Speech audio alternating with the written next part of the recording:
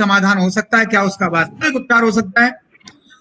भारत जिसके कारण दुनिया में जाना जाता है, भारत की वह सारी क्षमताएं, क्या यह विभाजन के बाद बहुत कमजोर नहीं पड़ी?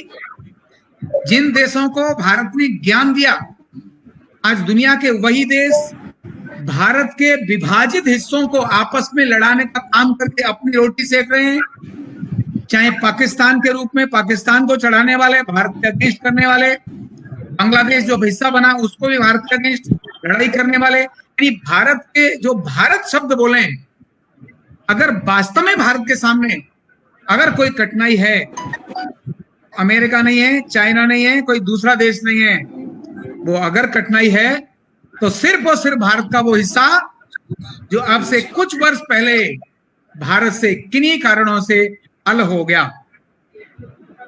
क्या यह फिर एक हो सकता है? तो वर्तमान में स्थिति दिखाई देती है उसमें तो लगता नहीं है। अगर आज पूछें कि क्या जो वर्तमान में पाकिस्तान है, या वर्तमान में जो बांग्लादेश है, या वर्तमान में जो अफगानिस्तान है, ये सारे फिर से एक हो सकते हैं? तो मैंने पूछा तो उन्होंने कहा साहब पहले इसको तो संभाल लो, बाद में उसकी बात करना। लेकिन भारत की नियति है, बिना एक हुए भारत शांति से नहीं रह सकता। और दुनिया का जो मार्गदर्शन करने का विषय है भारत का, तब तक भारत मार्गदर्शन ठीक से नहीं कर सकता जब तक अंदर से यह अशांति का माहौल खत्म न हो।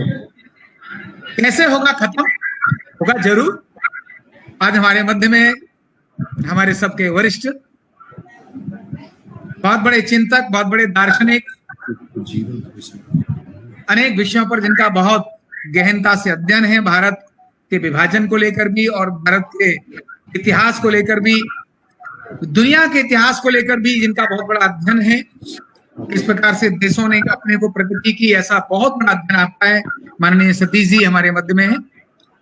मैं आज उन्हीं से निवेदन करूंगा, और श्रीमान सतीश जी, सॉरी मैं राजीव जी, मेरा विषय यहीं समाप्त करूंगा। आप आगे का विषय रखिए श्रीमान राजीव जी।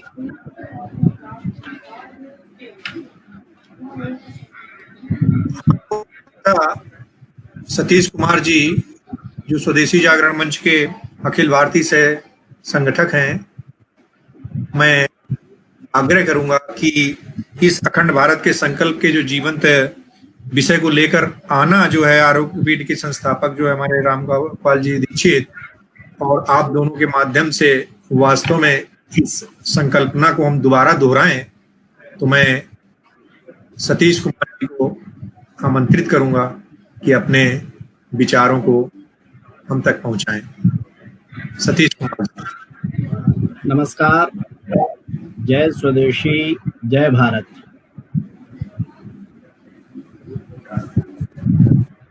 इस समय इस गोष्ठी में जो वेबिनार के माध्यम से हो रही है, उपस्थित सम्माननीय श्रोता बंधुओं, बहनों,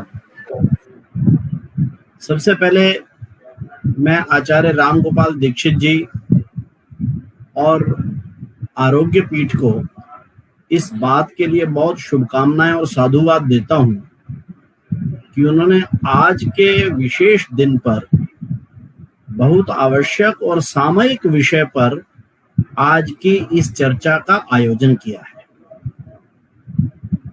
राम गोपाल जी आरोग्य के क्षेत्र में तो काम करते ही हैं, किंतु देश और समाज के विषय में भी आवश्यक जो कार्य होते हैं उनमें भी वो अपना समय और अपनी शक्ति लगाते हैं। 4 वर्ष पूर्व भी, 4 या 5 हो गए होंगे, भी उनके द्वारा आयोजित एक कार्यक्रम में ऐसे ही शायद अखंड भारत पर ही था, मैं गया था। हर वर्ष कुछ ना कुछ वो करते भी रहे। हमारे पुराने मित्र भी हैं, किंतु आज के विषय के ऊपर जब हम चिंतन करने की प्रक्रिया शुरू करते हैं, अखंड भारत, उसके अखंड होने की संभावनाएं क्या हैं, तो पहले तो ये समझना पड़ेगा कि ये विषय है क्या। भारत खंडित हुआ कब था और कितनी मात्रा में हुआ था, क्योंकि वर्तमान के पाठ्यक्रमों में इन चीजों को पढ़ाया नहीं जाता। मैं बहुत विश्वविद्यालयों में जाने के अवसर मिलता है मुझे, बहुत बार मैं हिस्ट्री डिपार्टमेंट में भी जाता हूँ, तो वहां पर भी देखकर मुझे आश्चर्य होता है जब मैं उनसे पूछता हूँ कि भाई पाकिस्तान और अफगानिस्तान ये कब कब भारत के अंदर थे, कब ये भारत से अलग हुए। तो आश्चर्य की बात होती है कि उनको 1947 में भारत आजाद हुआ ये तो पता होता है, पाकिस्तान कब अलग हुआ ये नहीं मालूम होता, अफगानिस्तान का सवाल ही नहीं। और नेपाल और श्रीलंका के बारे में तो कई बार मुंह की तरफ देखने लगते हैं। तो इसलिए आज हम ऐसे विषयों पर इतिहास के कुछ पन्नों को पहले पलट कर देखेंगे, फिर वर्तमान में आएंगे और फिर अंत में आगे भविष्य में संभावनाएं कोई हैं क्या, उसका भी आज हम चर्चा करेंगे। तो एक तो हम सब लोगों को मालूम है और पता भी रहना चाहिए, और हमारा को इस बात का गर्व और संतोष भी है कि दुनिया की सबसे प्राचीनतम संस्कृति, प्राचीनतम देश ये भारत है। ये भारत के लोग नहीं, इस समय पर दुनिया के सभी हिस्टोरियन मानने लग गए हैं। हड़प्पा की खुदाई के बाद, द्वारका के एक्सकेवेशन के बाद, राम सेतु का जो कार्बन डेटिंग हुई उसके बाद अब दुनिया में इस विषय के लिए कोई विवाद नहीं रह गया है कि कम से कम भी भारत 10,000 साल पुरानी संस्कृति है, देश है। चीन सबसे पुराना देश माना जाता है 4,000, अरब कंट्रीज भी माने जाते हैं लगभग 3,500, किंतु हमारे यहाँ तो महाभारत ही लगभग 5,500 वर्ष पूर्व हो गई, और उससे पहले राम का युग है। किंतु हम उसमें नहीं जाएंगे। आज हम देखेंगे कि लगातार महाभारत काल के बाद से दुनिया का सबसे विराट, सबसे समृद्ध, सबसे अधिक सुसंस्कृत अगर कोई राष्ट्र और देश रहा है तो वो भारत रहा है। लगभग 5,000 साल का तो इतिहास लिखित में मिल रहा है। इस भारत पर पहला विदेशी आक्रमण कब हुआ? तो 326 बीसी में, बिफोर क्राइस्ट, यानी ये अभी चल रहा है एडी 2000, इस 2000 से 326 वर्ष पीछे जाओ तो पहला विदेशी आक्रमण सिकंदर के रूप में हमारे भारत पर हुआ है 326 बीसी में। यूनान का वो बड़ा सेनापति था, बड़ा महत्वाकांक्षी था। 33 वर्ष की दुनिया में उसने 33 वर्ष की आयु में उसने दुनिया के बड़े भूभाग पर, संपूर्ण यूरोप, संपूर्ण यूनान और आज का मिडिल ईस्ट, इसके ऊपर कब्जा किया। किंतु हम देखते क्या है, हम देखते हैं कि जब वो भारत में आया तो पंजाब में पोरस को आगे नहीं कर पाया, और पोरस के साथ हुए उसके अनिर्णायक युद्ध के अंदर उसकी सेनाएं जवाब दे गई। पहली बार उनको किसी देश के शौर्य का पता चला जब झेलम के किनारे पोरस ने उसको ललकारा। उस युद्ध में एक दिक्कत हुई कि पोरस का बेटा शहीद हुआ, इसलिए उस निर्णय को पोरस ने सिकंदर को पीछे खदेड़ा नहीं। हालांकि कुछ हिस्टोरियन ने बताया कि नहीं, उस पोरस और सिकंदर की लड़ाई में पोरस की हार हुई, सिकंदर की जीत हुई। तो सवाल उठता है कि सिकंदर तो विश्व विजय के लिए निकला था, वो पंजाब से आगे फिर बढ़ा क्यों नहीं, वहीं से वापस क्यों हो गया?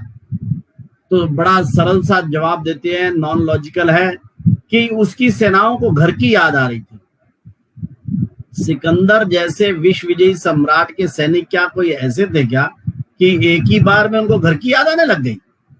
विजयी सेनाओं को कभी घर की याद नहीं आती है। तो खैर, तो 26 से 323 बीसी में और सिकंदर वापस गया और रास्ते में ही जाते हुए मारा गया, बेबीलोनिया पहुंच ही नहीं पाया। उसके पश्चात से हम देखेंगे कि सन 700 तक के लगभग 1000 वर्ष भारत का स्वर्णिम काल है, खासकर चंद्रगुप्त 1, चंद्रगुप्त 2, जिसको गुप्त काल कहते हैं।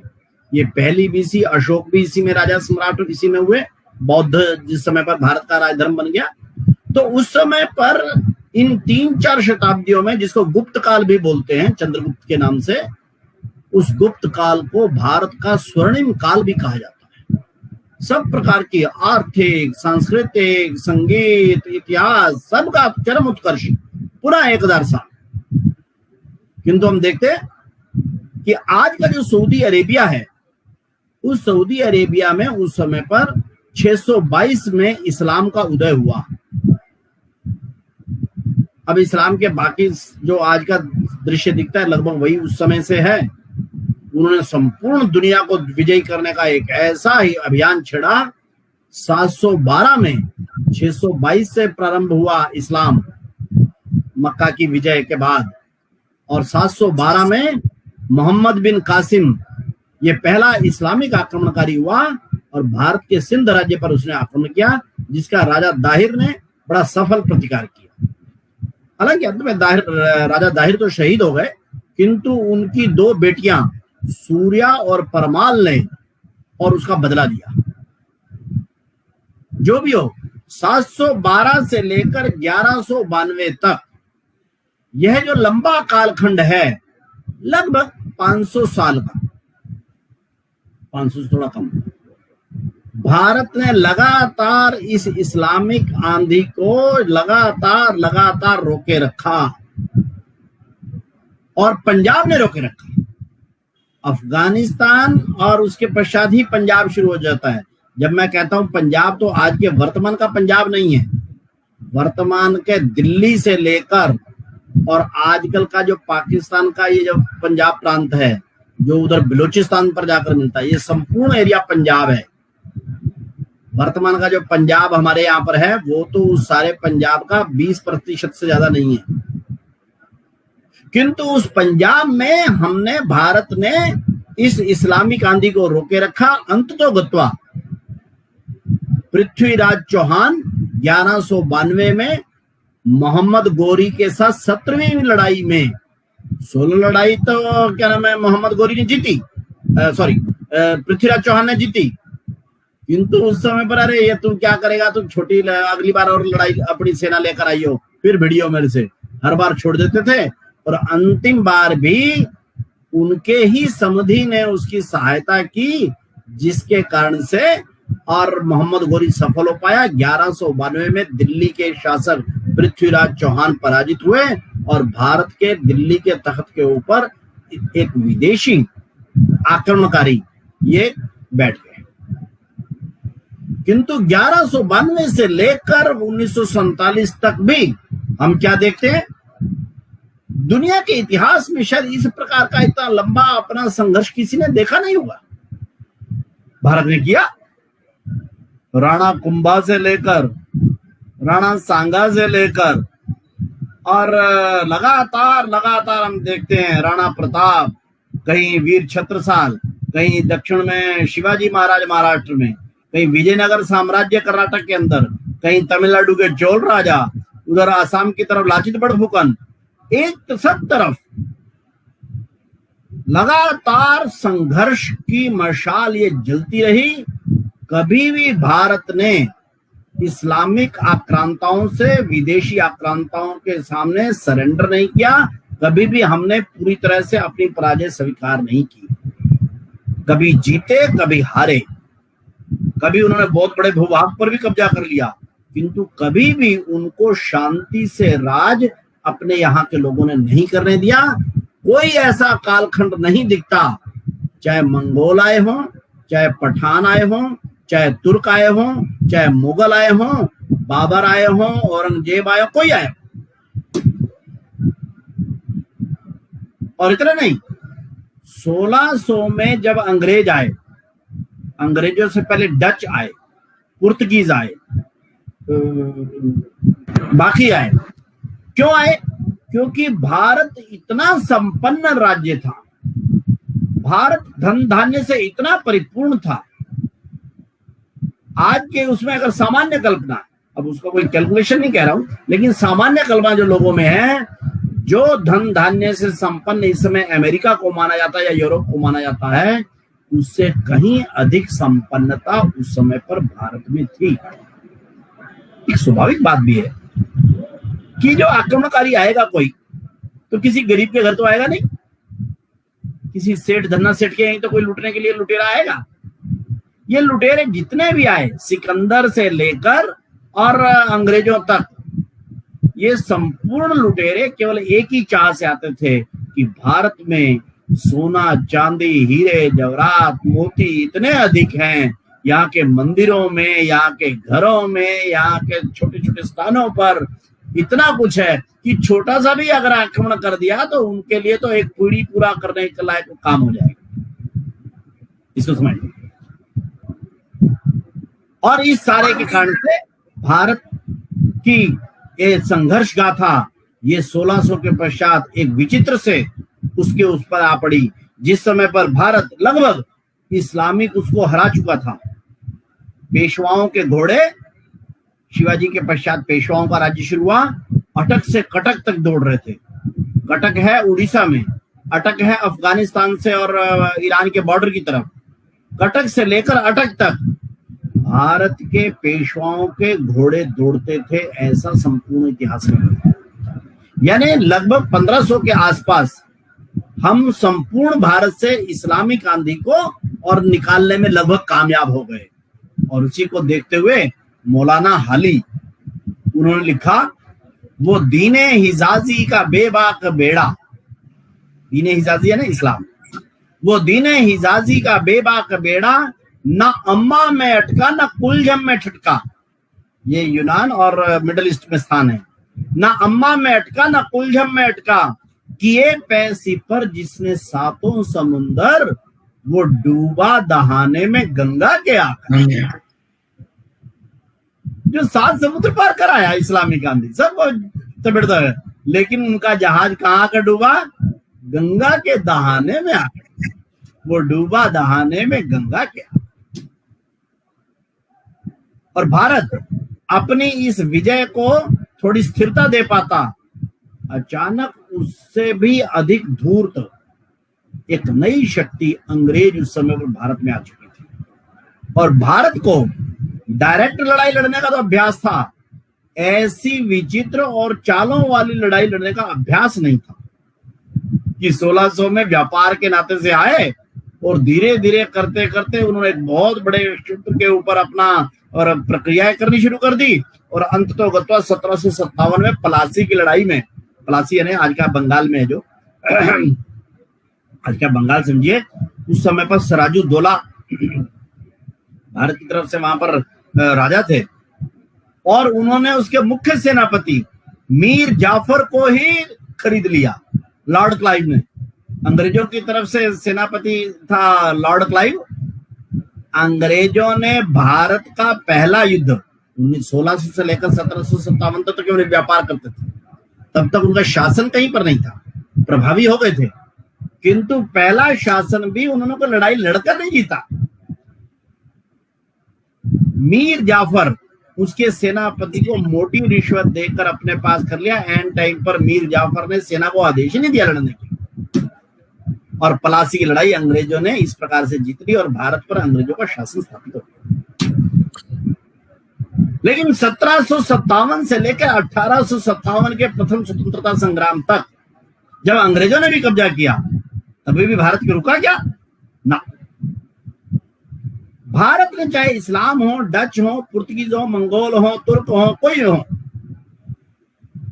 कभी भी भारत ने पूर्णतया पराजय ये स्वीकार नहीं की है। इतिहास एक के पश्चात एक इसकी गाथाओं से भरा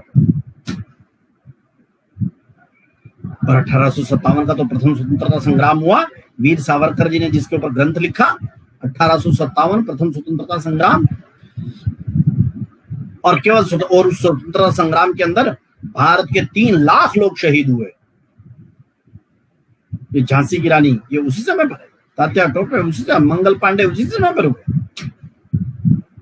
उस लड़ाई में हमारे को यश नहीं मिला और अंग्रेजों ने उससे पहले तो ईस्ट इंडिया कंपनी का राज चलता था। 1857 के पश्चात सीधे अंग्रेज पार्लियामेंट के कब्जे में भारत चला गया। किंतु जिन अंग्रेजों का उस समय पर इतना दुनिया के 2/3 एरिया के ऊपर कब्जा था, यूरोप सारा उनके पास था और यहाँ तक पहुंचे हुए थे, भारत के ऊपर कब्जा किया हुआ था उन्होंने। कहते हैं कि उनके राज्य में कभी सूरज छिपता नहीं था, यानी इतने सारे क्षेत्र में उनका राज्य चलता था। उन अंग्रेजों से हारने के बाद भी 1857 से लेकर 1947 तक आप देखेंगे कि 90 वर्ष में जैसा संघर्ष हुआ है, दुनिया के इतिहास में उस प्रकार का अंग्रेजों को संघर्ष प्रतिकार कहीं मिला दिखता नहीं।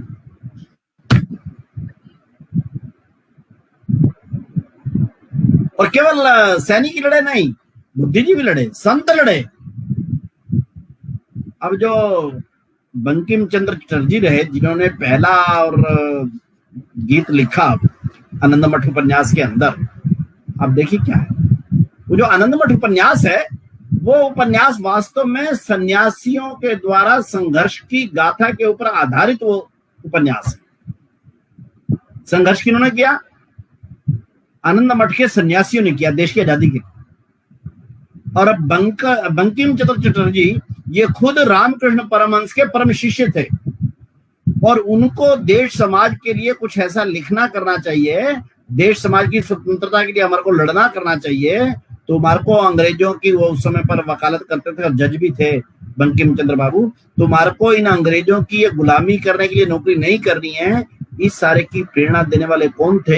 एक श्रेष्ठ संत रामकृष्ण परमहंस। और उनकी प्रेरणा से उन्होंने आनंद मठ उपन्यास लिखा, जिस उपन्यास के अंदर उन्होंने गीत लिखा, वंदे मातरम सुजलाम शुफलाम मलयज शीतलाम शस्य श्यामलाम मातरम वंदे मातरम, जो कि बाद में आजादी का मंत्र बन गया। 1905 में जब अंग्रेजों ने बंगाल का विभाजन किया तो बंग भंग का आंदोलन खड़ा हुआ। लाल बाल पाल, लाल यानी लाला लाजपत राय, पाल यानी विपिन चंद्र पाल और बाल यानी बाल गंगाधर तिलक। लाल बाल पाल ने भारत का पहला स्वदेशी आंदोलन और यूं की पहला स्वतंत्रता आंदोलन खड़ा किया। अंततः गत्वा उसमें विजय मिली और 2011 में अंग्रेजों को अपना ही किया हुआ, अपने ही शासन में अपना ही किया हुआ विभाजन बंग भंग निरस्त करना पड़ा। भारत की स्वतंत्रता की लड़ाई आगे चली। यहां मैं ये भी दोहरा दूं, क्योंकि मैं तो स्वदेशी जागरण मंच का प्रचारक हूं, स्वदेशी का आंदोलन ये स्वतंत्रता के आंदोलन की पहली प्रक्रिया थी। स्वदेशी आंदोलन और स्वतंत्रता आंदोलन ये एक ही है। स्वदेशी आंदोलन जरा उसका पहला भाग है, पीछे पीछे स्वतंत्रता आंदोलन आता जा रहा है। और अब तो बताओ वो दिन आया कि जब लंबे कालखंड के बाद 1892 में जब पृथ्वीराज चौहान का दिल्ली में पतन हुआ, उसके पश्चात से 15 अगस्त 1947 को भारत आजाद हुआ। 14-15 अगस्त की मध्य रात्रि को जिस समय भारत आजाद हुआ, 14-15 अगस्त 1947 की मध्य रात्रि को, यहाँ दिल्ली में, मैं इस समय दिल्ली में बैठा हूँ, दिल्ली की पार्लियामेंट में उस समय जो पहले प्रथम प्रधानमंत्री बने जवाहरलाल नेहरू, उनका बड़ा प्रसिद्ध ऐतिहासिक भाषण है। और वो प्रसिद्ध ऐतिहासिक भाषण में इन्वर्टेड कोमास में कोट कर रहा हूं। नियति का ये कैसा मिलन है, सैकड़ों वर्षों पूर्व हमारे पुरखों ने जिस भारत को आजाद करने का, जिस भारत को पूर्ण आजादी का संकल्प लिया था, वह संकल्प आज पूरा हुआ है कि भारत स्वतंत्र हुआ है। देखने में यह वाक्य ठीक लगता है, किंतु थोड़ा सा गहराई में जाएंगे तो दिखता है कि यह वाक्य तो सत्य नहीं है। सत्य क्यों नहीं है? क्योंकि 14-15 अगस्त की मध्य रात्रि को जब नेहरू जी भाषण कर रहे थे, उसी समय से 24 घंटे पूर्व इसी भारत के 2 टुकड़े भी कर दिए गए थे। तो नेहरू जी ने कहा, वर्षों पूर्व हमने नियति को पाने का जो संकल्प किया था, तो नियति को पाने का संकल्प तो पूर्ण और अखंड आजादी का था भाई, और किसी ने नहीं। स्वयं जवाहरलाल नेहरू जी ने 26 जनवरी 1930 कांग्रेस उस समय पार्टी नहीं थी, पार्टी तो राजनीतिक दल तो अब बना है। उस समय पर कांग्रेस एक मंच था, जैसे आजकल स्वदेशी जागरण मंच, ऐसे एक मंच था जो कि स्वतंत्रता की लड़ाई लड़ने वाले अलग अलग समूहों को इकट्ठा एक प्लेटफॉर्म प्रोवाइड कर रहा था। उस कांग्रेस की अध्यक्षता स्वयं नेहरू कर रहे थे।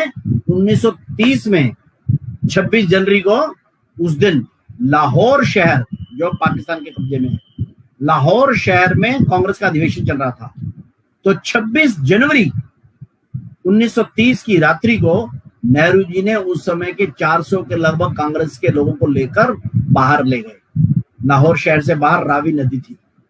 उस रावी नदी का पानी हाथ में लेकर यह प्रतिज्ञा करवाई कि हम संपूर्ण और अखंड भारत की पूर्ण स्वतंत्रता के लिए संघर्ष करेंगे। 1930 में पहली बार कांग्रेस ने पूर्ण और अखंड स्वतंत्रता की मांग की थी। उससे पहले तो डोमिनियन स्टेट या कुछ मांगों की बात करती थी कांग्रेस। 1930 में उन्होंने वो किया। तो 1947 की मध्य रात्रि जब नेहरू जी बोल रहे थे, तो जिस भारत के आजाद होने का कह रहे थे, नियति को देखने का स्वप्न किया, तो भाई साहब आपने तो 1930 में जिस लाहौर में प्रतिज्ञा करवाई थी वो आपके स्वतंत्र भारत का हिस्सा ही नहीं था। जिस रावी नदी का पानी आपने लेकर प्रतिज्ञा करवाई थी, वो तो रावी नदी ही हमारे पास नहीं रही थी। भगत सिंह, सुखदेव, राजगुरु ये फांसी के फंदे पर चढ़े कौन से क्षेत्र में? उस क्षेत्र में। तो उन्होंने जो आजादी का स्वप्न देखा था, क्या खंडित भारत की आजादी का स्वप्न देखा था क्या भगत सिंह, सुखदेव, राजगुरु ने? नहीं। क्या चंद्रशेखर ने एल्फ्रेड पार्क में अपने आप को गोली मारी, क्या खंडित भारत के लिए किया था क्या? नहीं। तो आप कैसे कह रहे हैं कि नियति को पाने का हमारे पुरखों ने जो संकल्प लिया था? पुरखों ने तो संकल्प लिया था समेत आपके पूर्ण और अखंड स्वतंत्रता का, लेकिन आपने हस्ताक्षर किए 3 जून 1947 को खंडित भारत के ऊपर। क्यों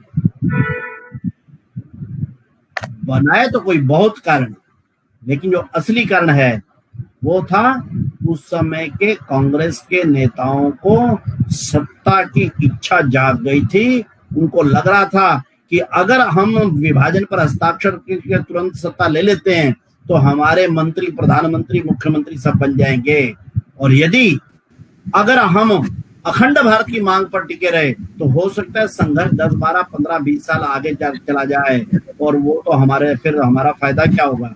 हम तो कभी सत्ता में आ नहीं पाएंगे। इसलिए जैसा भी मिलता है, और उन्होंने साइन कर दिए 3 जून 1947 को, और वो उन्होंने इस देश का विभाजन को स्वीकार किया। स्वयं महात्मा गांधी, जिन्होंने 1946 में भी कहा था कि भारत का विभाजन मेरी लाश पर होगा, उन्हीं महात्मा जी के कहने पर ही कांग्रेस ने इसको और पास किया। हालांकि वो भी बहुमत से पास नहीं हुआ था। यहाँ मैं बता दूं, कांग्रेस वर्किंग कमेटी में उस समय पर 178 लोग थे। उस 178 में पुरुषोत्तम दास टंडन जी के नेतृत्व में उन्होंने कहा था कि हम विभाजन की प्रक्रिया के ऊपर हस्ताक्षर नहीं करेंगे, हम स्वीकार नहीं करते, और अधिकांश कांग्रेस के लोग स्वीकार करने के मूड में नहीं थे। किंतु महात्मा गांधी जी ने अपील की कि मैं कह रहा हूं, इसलिए आप इस पर हस्ताक्षर कर दीजिए। जिन गांधी जी ने कहा था देश का विभाजन मेरी लाश पर होगा, उन्हीं गांधी जी ने कहा कि मैं कहता हूं कि इस विभाजित भारत के ऊपर हस्ताक्षर कर दीजिए। तब जाके कांग्रेस के लोग तैयार हुए, और तब भी 112 लोगों ने विभाजन के लिए हस्ताक्षर किया। 34 ने फिर भी पुरुषोत्तम दास टंडन के नेतृत्व में अखंड भारत के लिए समर्थन किया, इस पर साइन नहीं किए। भारत के विभाजन की प्रक्रिया जो है वो सर्वसम्मति से नहीं हुई है, बहुमत से हुई है कांग्रेस की, ये भी मैं बताता हूं। और 1947 में भारत का क्या नहीं खोया। इस्लाम वालों की उस समय आबादी थी 19% इस क्षेत्र में, लेकिन 23% भूभाग दिए, 5 बड़े प्रांत दिए। बलूचिस्तान दिया, सबसे बड़ा तो पंजाब दिया, सिंध दिया, नॉर्थ वेस्ट फ्रंटियर प्रोविंस दिया, सीमा प्रांत, और उधर बंगाल दिया। क्या क्या नहीं दिया हमने? हमारा जीवन चलता है राम से, हमारा जीवन शुरू होता है राम से। बच्चा जब पैदा होता है तो घर का बड़ा उनके मुख के ऊपर जो है बच्चे के जीभा के ऊपर लिखता है राम। बच्चा पैदा होता है राम से, और जब हमारे यहाँ व्यक्ति मर जाता है तो शमशान घाट में ले जा रहे थे, पीछे जा रहे लोग बोलते हैं राम नाम सत्य है। भारत पैदा होता है राम के नाम से, भारत खत्म होता है राम के नाम से। उस राम के दो पुत्र हैं, लव और कुश। लव के नाम पर बसी जो नगरी है उसका नाम है लाहौर, कुश के नाम पर बसी जो नगरी है उसका नाम है कसूर। दुर्भाग्य देखिए, राम के देश में राम के बच्चों के नाम के ऊपर पड़ा हुआ लव का लाहौर और कुश की कसूर ये हमारे पास नहीं थी, वो इस्लामिक उसके कब्जे में। हम सब आर्य हैं, जो हिंदू है, हमारा अभिधान हिंदू है, उससे पहले हम आर्य अपने आप को बोलते हैं। हम आर्यों का मूल स्थान क्या माना जाता है? हम आर्यों का मूल स्थान माना जाता है मुल्तान। मूल स्थान से बन गया मुल्तान। हमारे को मूल स्थान ही हमारे पास नहीं है, वो भी उनके कब्जे में। उधर ढाकेश्वरी देवी का मंदिर गया, इधर हिंगलाज के मंदिर गए। तक्षशिला का प्रसिद्ध स्थान, मां सरस्वती का स्थान, तक्षशिला के विश्वविद्यालय, वो सारे गए। भारत ने क्या क्या नहीं खोया। पंजाब और सिंध जैसे सबसे समृद्ध और खेती से, पंजाब खेती से और सिंध वैसे व्यापारिक दृष्टि से सबसे समृद्ध प्रांत हमने दे दिए।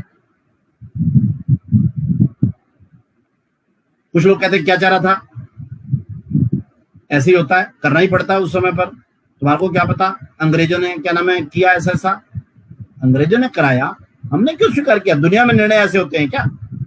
दुनिया में तो निर्णय देखा है कि अलग अलग प्रकार से हुए। एक उदाहरण बताता हूं।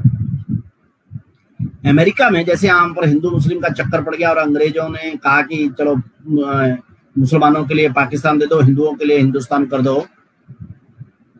अमेरिका में जिस समय लिंकन राष्ट्रपति थे, उस समय पर साउथ अमेरिका और नॉर्थ अमेरिका के अंदर एक फर्क था। साउथ अमेरिका के अंदर ये जो दास प्रथा को हमारे यहाँ पर जैसे रहता, तो वहां पर भी दास प्रथा जैसा हिसाब तब चलता था। जो नॉर्थ है ये बड़े लोगों का, यानी जो पूंजीपतियों का या युवकों की भूमि के जो मालिक थे बड़े बड़े लोग, उनका था।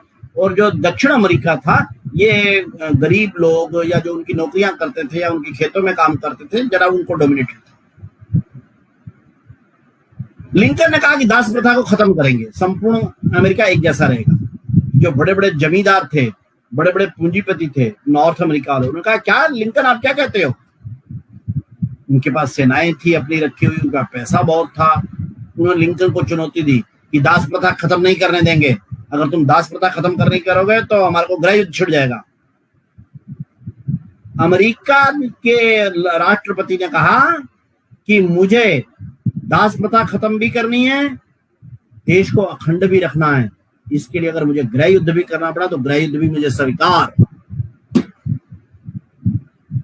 अमेरिका ने गृह युद्ध स्वीकार किया। अमेरिका का गृह युद्ध हुआ नॉर्थ और साउथ में, और उस अमेरिका के उस युद्ध में 5 लाख लोग मारे गए। किंतु लिंकन ने अमेरिका का विभाजन स्वीकार नहीं किया। और मजे की बात है कि भारत में 1947 के विभाजन में 10 लाख लोग मारे गए और विभाजन भी स्वीकार किया। सामान्य भाषा में कहते हैं, इसको कहते हैं जूते भी खाए और प्याज भी खाए। अमेरिका ने 5 लाख लोग अपने युद्ध में मारे, उसके मरे, किंतु विभाजन स्वीकार नहीं किया। हमने 10 लाख से अधिक लोग मरवाए और विभाजन स्वीकार कर लिया। और विभाजन स्वीकार करके हमने क्या क्या नहीं किया? अपने ही देश के अंदर, यानी जो पाकिस्तान के कब्जे में आज, अपने ही देश के अंदर एक शत्रु राष्ट्र को परमानेंट खड़ा कर लिया। आज हमारे कभी वहां पुलवामा में सैनिक शहीद होते हैं, कभी उड़ी में हमारे वो मार जाते हैं, कभी हम उनके मारते। कुल मिला के हमारे रोज रोज की जो 1947 से उसके बाद के मर रहे हैं, इन सब का कारण क्या है? 1947 से पूर्व का हमने विभाजन स्वीकार कर लिया। अपने ही जमीन पर एक ऑफिशियल राष्ट्र को स्वीकार कर लिया, एक शत्रु को स्वीकार कर लिया, खड़ा कर लिया, परमानेंट सारे अपने सिर के ऊपर बोझ बना दिया। और पूर्वी पाकिस्तान 1971 में हमारी सेनाओं ने मिलकर उसको आजाद करा लिया, बांग्लादेश बना दिया, हम ही ने बनवाया।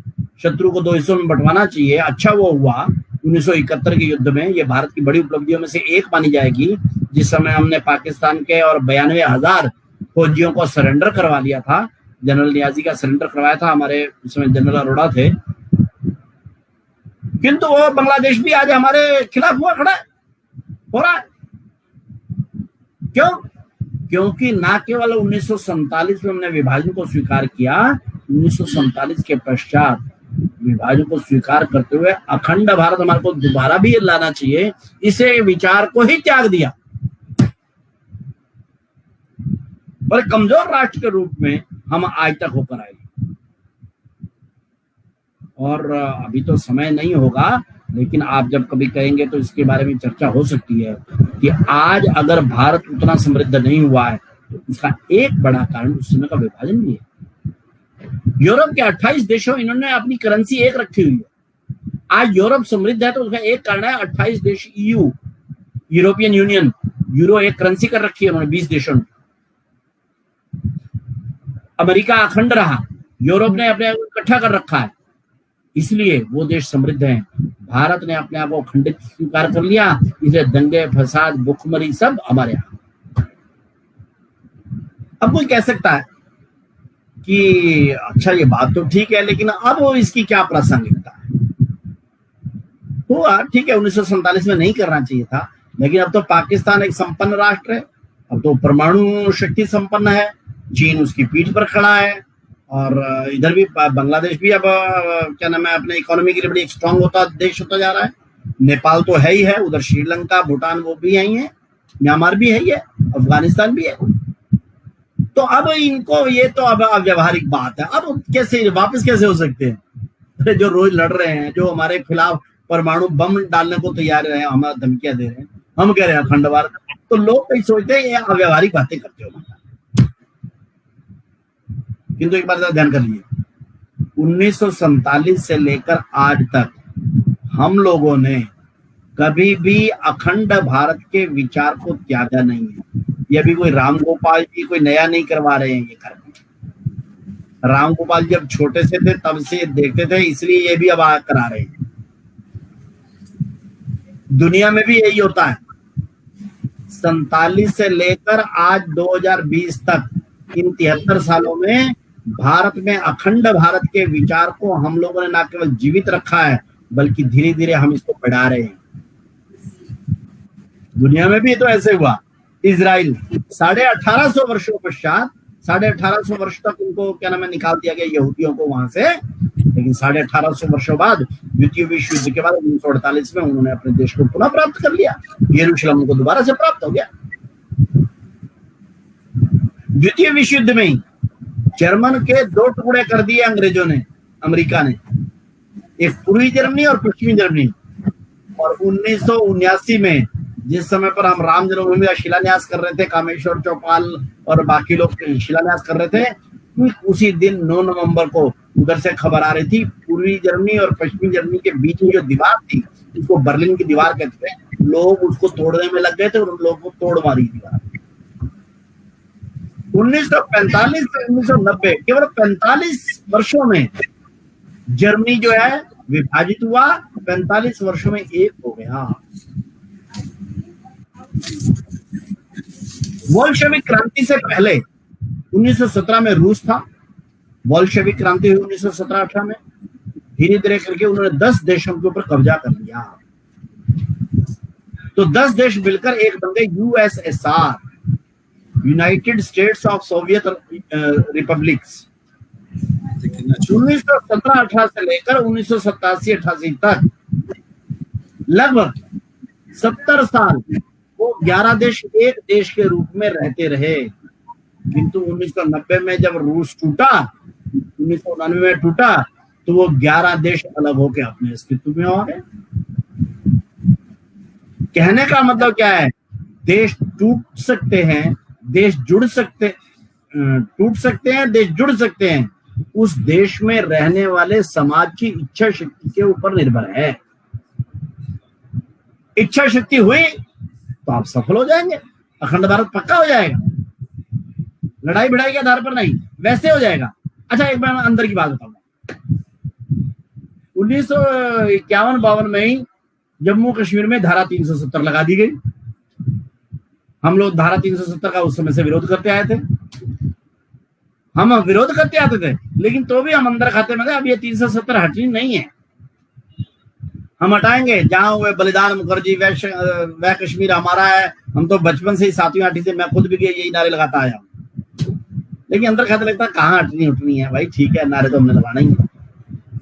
और हमारे अलावा बाहर वाले तो बिल्कुल मानते ही नहीं थे कि जी वो तो संविधान में ऐसा है, असेंबली और उसको एक साथ पार करना वो कभी होगा नहीं है। किंतु हमने क्या देखा, इच्छा शक्ति समाज की हुई तो हमने धारा 370 उठा मारी एक झटके में, एक दिन में। और जोड़िए इस 5 अगस्त को क्या किया हमने भाई, 1526 में बाबर ने, हमारे के मीर बाकी ने, बाबर के सेनापति ने हमारा मंदिर तोड़ा अयोध्या में। 492 साल तक हम अपना मंदिर नहीं बना पाए। 1947 में भारत आजाद होने के बाद भी नहीं बना पाए। 1982 से हम जब एजिटेशन कर रहे थे, रामलला हम आएंगे मंदिर वहीं बनाएंगे, बस कर ही रहे थे, लगता नहीं था मंदिर बना पाएंगे। लेकिन 5 अगस्त को हमने देखा, ओ जय श्री राम, हो गया काम। हमारे को चिढ़ाते थे लोग, मंदिर वहीं बनाएंगे, तारीख नहीं बताएंगे।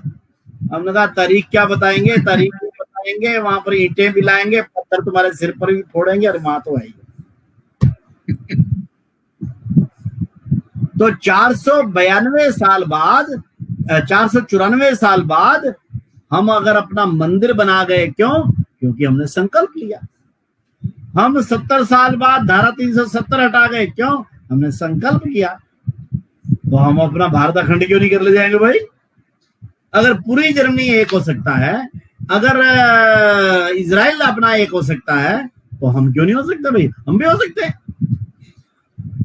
केवल उस देश में रहने वाले लोगों की इच्छा शक्ति ही निर्णायक होती है, उसको ही वही चाहिए। और वो निर्णायक शक्ति जगाने का काम इस समय पर भारत में राष्ट्रवादी ताकतें कर रही हैं। इसके उपयोग बहुत होंगे, क्या रूट होगा आज कुछ नहीं कह सकते, लेकिन होगा ये पक्का है। क्यों? क्योंकि यही सत्य है। महर्षि अरविंद, जैसे महात्मा गांधी हुए ऐसे महर्षि अरविंद हुए, उन्होंने कहा है भारत को अखंड होना ही है, क्योंकि यह सत्य है, यही वास्तव में नियति है, और यही वास्तव में भारत खंडित रह ही नहीं सकता। समय कितना लगेगा जरा देखना पड़ेगा। आज बिल्कुल असंभव सा दिखता दृश्य है। आज से कोई 7 साल पहले कहता कि 5 अगस्त 2020 को राम मंदिर बन जाएगा, लोग कहते पागल आदमी है यार, ऐसी है, कहते रहते हैं। आरएसएस वालों को काम ही क्या है, यही कहेंगे और क्या कहेंगे। अगर केवल 6 साढ़े 6 साल पहले, यानी 2013 में भी कोई कहता कि बस आप चिंता नहीं करो 2010-20 में तो राम मंदिर पक्का बन जाएगा, लोग कह रहे बावला हो गया, किंतु आज बन गया। ऐसी आज नहीं दिख रहा कुछ तो भी अखंड भारत में, लेकिन अगले 10 साल में, 15 साल में, 20 साल में कब और कैसे पलट जाएगा कह नहीं सकते, लेकिन पलटेगा ये पक्का है। 370 हटना ये भी पक्का, राम मंदिर बनना ये भी पक्का, अखंड भारत बनना ये भी पक्का। हाँ, उसके लिए आवश्यक प्रयत्न वो करने आवश्यक हैं। इस देश को समृद्ध करना है, इस देश को एक एक व्यक्ति को रोजगार युक्त करना है, इस देश को उसकी संस्कृति से जोड़ना है, उसी को स्वदेशी की राह पर लाना है, और स्वदेशी की राह ही है जो अखंड भारत के मार्ग को खोलती है। स्वदेशी यानी देशभक्ति की राह, स्वदेशी यानी अखंड भारत की राह। इस राह पर हम सब लोग मिलकर तेजी से कदम बढ़ाने का प्रयत्न करें, तेजी से बढ़ने की एक संकल्प शक्ति, इच्छा शक्ति प्रकट करें। निश्चित रूप से हम अपनी आंखों के सामने ही यह दृश्य भी देखेंगे। मंदिर देखा है तो यह भी देखेंगे।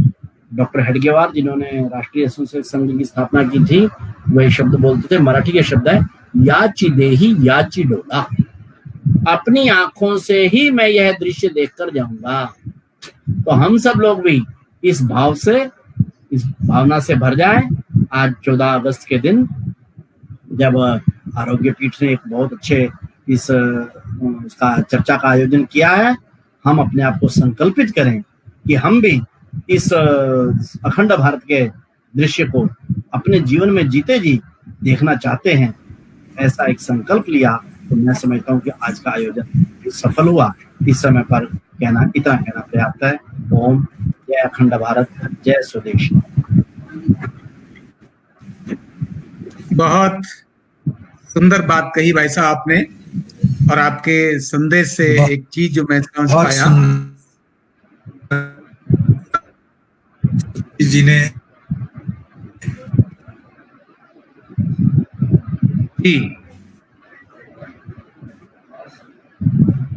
मैं एक चीज इससे समझ पाया कि किसी भी कारण से किसी व्यक्ति की पूजा पद्धति बदल जाए तो पूर्वज नहीं बदले जा सकते।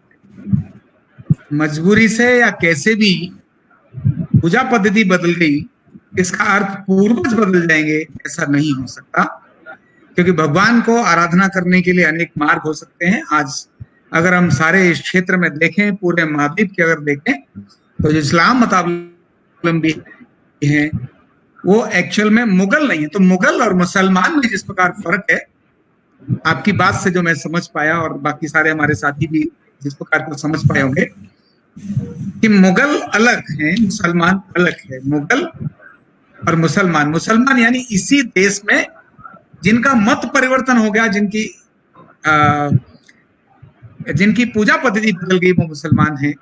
मुगल जो बाहर से विदेशों से आक्रांता के रूप में आए थे, तो पूजा पद्धति बदलने से पूर्वज नहीं बदल सकते। और इसी प्रकार दूसरी बात आपकी जो बातचीत में से मैं समझ पाया कि क्या सोचा होगा जब कुछ लोगों के मन में आया कि इस देश में विभाजन होकर शायद हम सुखी रह सकते हैं। तो सुख तो पता नहीं, अपने शस्त्र बेचकर, चाहे पाकिस्तान के रूप में आज देश बना हो, चाहे बांग्लादेश के रूप में देश बना हो, कुछ देश चाइना जैसे अपने शस्त्र बेचकर, यहाँ का पैसा लूटकर हमारे इस देश के सभी उन पुराने और नए लोगों को गरीब बनाए जा रहे हैं। यानी जहां आपस की रक्षा करनी चाहिए थी, वहां हम आपस में हिंसा करने के लिए उतारू हो गए। या हमको अपना विकास करना चाहिए था, वहां विनाश पर उतारू हो गए। जहां आपस में प्रेम होना चाहिए था, वहां असंतोष हो गया एक दूसरे को लेकर। जहां उन्नति होनी चाहिए थी, वहां आर्थिक संकट हो गए, चाहे वो पाकिस्तान जैसा हो। और जहां संपन्नता होनी चाहिए थी, वहां कर्ज के मारे कितनी हालत जो अभी हमारे देश के टुकड़े हुए उनकी हो रही है।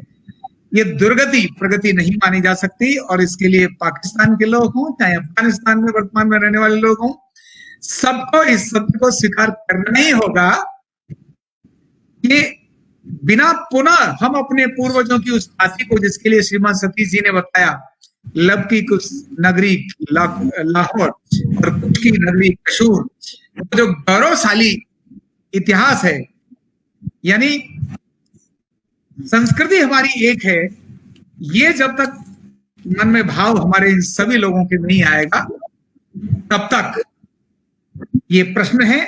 जिस दिन अपना संस्कृति भाव जागृत हो गया, जो बहुत जल्दी संभावना है, क्योंकि एक समय तक व्यक्ति कितना आखिर कष्ट सहेगा। पाकिस्तान जो भी क्षेत्र है जिसको मानते हैं, वहां भी इस प्रकार का आपस में अंदर विद्रोह है। क्यों? असंतुष्टि है, ग्लानि है, आनंद ही नहीं है, क्योंकि विभाजित रहकर मनमुटाव में कभी सुख नहीं मिल सकता। तो आपने बहुत ही अच्छी बात बोली है। निश्चित ही आज की रात का यह संदेश न केवल भारतवासियों के लिए, इवन वर्तमान में जो पाकिस्तान और बांग्लादेश है उसके निवासियों के लिए भी एक प्रेरणा का कारण बनेगा, एक आशा की किरण का कारण बनेगा। और कहीं किसी के अंदर मन में फूटा हुआ अंकुर फिर से पाकिस्तान के अंदर और बांग्लादेश के अंदर भी एक क्रांति का कारण बनेगा कि हम भारतवासी हैं, हमारे पूर्वज एक हैं, हमारी संस्कृति एक है, इसी में हमारी उन्नति संभावित है, इसी के अंदर हमारी प्रगति संभावित है। अन्यथा दूसरे लोग हम उसी प्रकार से आपस में लड़ाकर अपना स्वार्थ सिद्ध करते रहेंगे। आपका बहुत संदेश यहाँ मिला, इतना मैं अपनी बात को समझ पाया। अब मैं श्रीमान राजीव जी की तरफ समापन की तरफ ले जाने के लिए निवेदन करता हूं। राजीव जी। भाई बहुत ही आनंददायक जो है वक्तव्य जो है प्रखर ज्ञान के धनी श्री सतीश जी, जो अखिल भारतीय संगठक और स्वदेशी जागरण मंच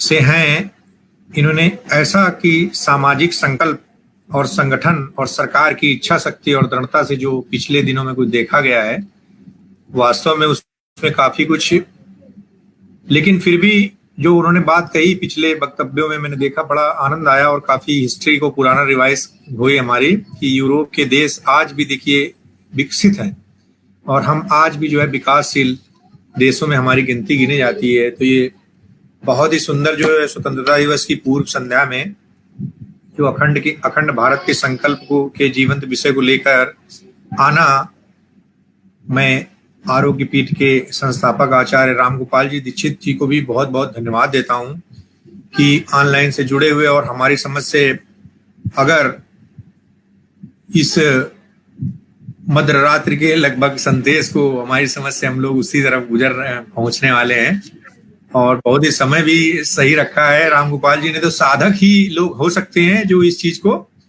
ऐसे टाइम निकाल करके और ऐसे करने के लिए दृढ़ संकल्प है, क्योंकि मैंने इनको देखा पिछले जितने साल से मैं जुड़ा हुआ हूँ 2013-12 से, तो पूरे विश्व में, बल्कि इनकी इच्छा है कि एक बार जागरूकता जो है स्वास्थ्य के लिए हो, देश के लिए हो, और आपके ऐसे सतीश जी के ऐसे विद्वान लोगों से हम लोगों को अगर हमारा हाथ अगर बरदस्त ऐसे बढ़ा रहेगा तो हमें लगता है कि आरोग्य पीठ जल्दी ही काफी अच्छे कारनामे जो है दिखाएगी। और हम इस संकल्प को अभी अपने जो लोगों को, जो भी हमारे आरोग्य पीठ संस्थान से जुड़ रहे हैं, लगभग हम लोगों ने भी कम से कम 1 करोड़ से ऊपर की संख्या है जिनको हम अभी तक टच कर चुके हैं, कुछ को ऑनलाइन से, कुछ को ऑफलाइन, अपने यहाँ पर जो प्रोग्राम वर्कशॉप्स, और लगभग देश के बड़े बड़े संस्थानों में, राष्ट्रपति भवन हुआ, आपका सुप्रीम कोर्ट हुआ,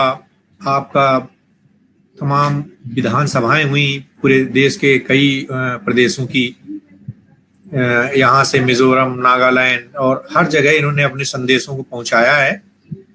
मैं इनकी कर्मठता के लिए, इनके साधुवाद को मैं बहुत ही इनको प्रणाम करता हूँ, आचार्य रामगोपाल जी को और सतीश जी ने, जो हमारे अंदर ये समाज के अंदर जो संकल्प और संगठन की जो एक जो जीता जागता उदाहरण है आए हुए दिनों में, वो भरा है। और अगर वास्तव में सरकार की अगर इसी तरह इच्छा शक्ति और दृढ़ता बनी रही और जितने भी उनके घटक हैं अगर जुड़ करके उनके साथ में उनका सहयोग करते रहे, तो मुझे लगता है कुछ दूर नहीं, आज जितनी भी आक्रांताएं हैं, विदेशी आक्रांता जो हैं, वो मैं देख रहा हूं कि यहाँ के जो बहुत अच्छे अच्छे वर्ग हैं उनको फंडिंग करते हैं। क्यों फंडिंग करते हैं?